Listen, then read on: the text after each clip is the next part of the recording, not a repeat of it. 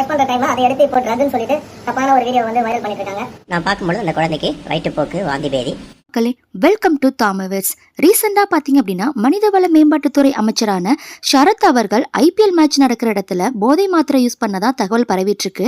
இந்த நிலையில பார்த்தீங்க அப்படின்னா ஷரத் மற்றும் அவரது மனைவி இவங்க 2 பேருமே அதுக்கான விளக்கத்தை கொடுத்திருக்காங்க. அதோடு அந்த குழந்தைக்கு மருத்துவம் பார்த்த டாக்டரும் வந்துட்டு அதுக்கான விளக்கத்தை கொடுத்திருக்காங்க.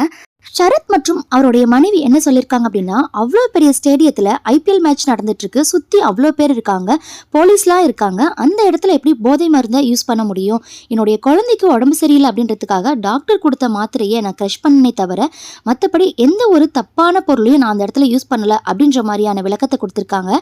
அதோடு மட்டும் இல்லாம அந்த குழந்தைக்கு நான் தான் ட்ரீட்மெண்ட் பார்த்தேன் அப்படின்ற மாதிரி சொல்லிட்டு டாக்டர் சோமசேகர் அவர்கள் ஒரு விளக்கத்தை கொடுத்திருக்காரு.